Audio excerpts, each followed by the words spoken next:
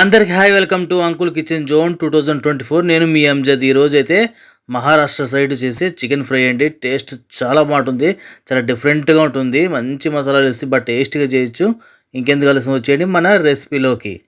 నేనైతే ఇక్కడ 1 kilo chicken అయితే తీసుకున్నాను అండి.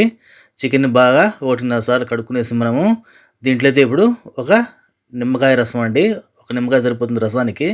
ఆ నిమ్మరసము, అలాగే ఒక చిన్న స్పూన్తో పసుపు, అలాగే రుచికి తగ్గ ఉప్పు అయితే వేసి మొత్తం మనం వేసిన ఉప్పు, పసుపు, నిమ్మరసం మొత్తము, అలాగే ఒక 1/2 స్పూను అల్లం తెల్లగడ్డ పేస్ట్ వేసి ముక్కలకు బాగా పట్టేలాగా మనము బాగా కలుపుకోవాలి. చికెన్ అయితే బాగా మర్దనా చేసేయాలి మనము.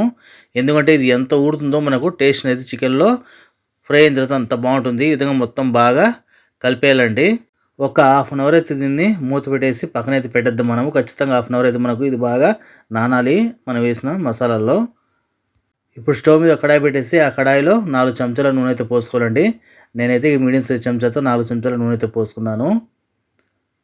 నూనె మనకు వేడెక్కిన తర్వాత ఒక పెద్ద సైజు ఎర్రగడ్డను, బాగా పెద్దగా ఉండే ఒక ఎర్రగడ్డను అయితే తీసుకొని సన్నగా ముక్కలు కట్ చేసి వేసుకున్నాను.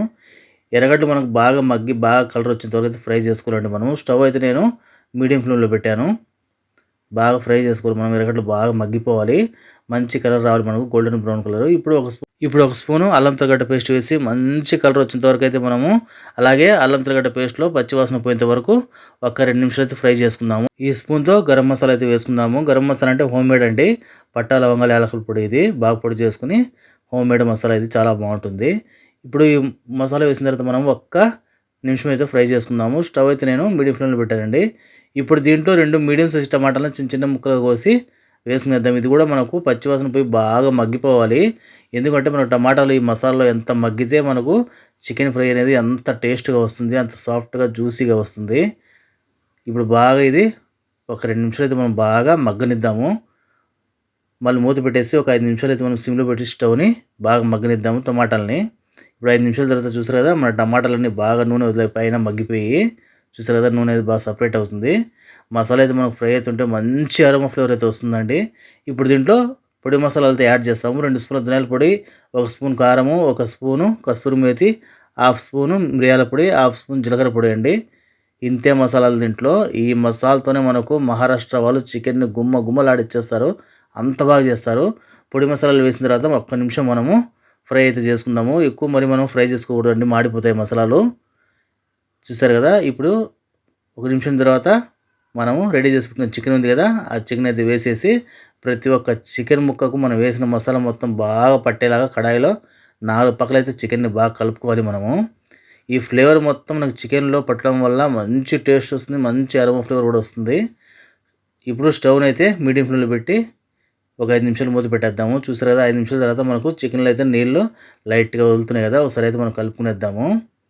మనం ముక్కలన్నీ ఒకేలా కలుపుకోవాలండి. ఎందుకంటే సరిగ్గా కలపకపోతే కొన్ని ముక్కలు ఉడికి సగం ముక్కలు సరిగ్గా ఉడకకుండా ఉంటాయి. దానివల్ల మనం కడాయిలో 4 పక్కలు అయితే ముక్కలను బాగా కలుపుకోవాలి. ఇప్పుడు ఒక పెద్ద గ్లాస్తో నీళ్ళు అయితే వేసుకునేద్దామండి, ఒక గ్లాసు.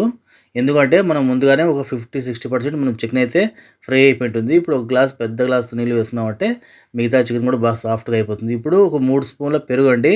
పెరుగును అయితే బాగా కలుపుకోవాలి మనము, పేస్ట్లా చేసేయాలి, క్రీమ్లా ఉండాలి, అలా చేసి వేయాలి.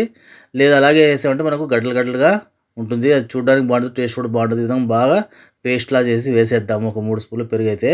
పెరుగు కూడా దీంట్లో మంచి సాఫ్ట్నెస్, మంచి టేస్ట్ కూడా ఉంటుంది. ఇప్పుడు పెరుగు వేసిన తర్వాత బాగా కలుపుకునేసి ఒక 5 నిమిషాలు అయితే మూత పెట్టేద్దాము స్టవ్ హై ఫ్లేమ్లో పెట్టి. చూసారు కదా, మన చికెన్ అయితే ఆల్మోస్ట్ ఆల్ ఒక 80% అయితే ఫ్రై అయిపోయిందండి. ఇప్పుడు స్టవ్ని మీడియం ఫ్లేమ్లో పెట్టి మనం కలుపుకుంటూ మిగతా చికెన్ అయితే బాగా ఫ్రై చేసుకుందాము.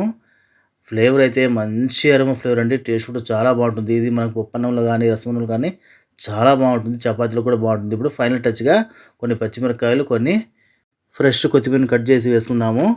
ఇవి వేసిన తర్వాత ఒక్క 2 సెకండ్లు అయితే మనం చికెన్ మొత్తం బాగా కడాయిలో కలుపుకుందాము. చూసారు కదా, మన చికెన్ అయితే చూడడానికి ఎంత జ్యూసీగా ఉందో, టేస్ట్ చాలా బాగుంటుందండి. ఒకసారి నేను చేసిన మెథడ్లో చేసి చూడండి, టేస్ట్ చాలా బాగుంటుంది. ఇప్పుడు దీన్ని అయితే ప్లేటింగ్ చేసేద్దాము. చూసారు కదా, మన వైట్ ప్లేట్లో ఎంత కలర్ఫుల్గా ఉంది కదా మనం చేసిన మహారాష్ట్ర చికెన్ ఫ్రై.